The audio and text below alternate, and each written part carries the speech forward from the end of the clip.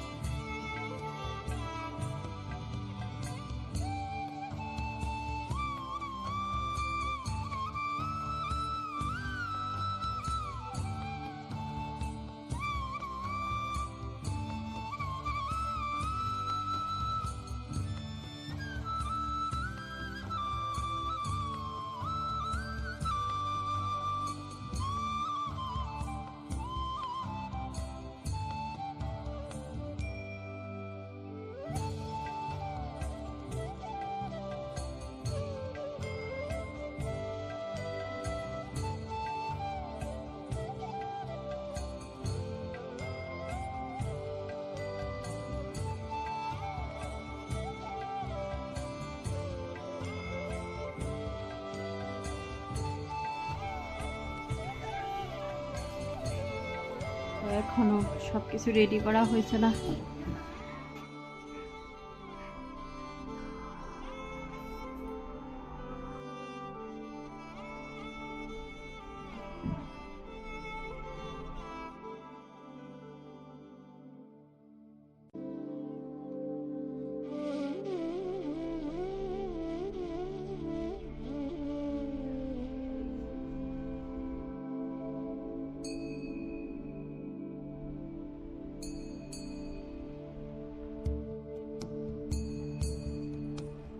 এখানে সব রাখা আছে, সবকিছু রেডি হয়েছে। এখন ঠাকুর মামার লেগে ওয়েট করতেছি আমরা।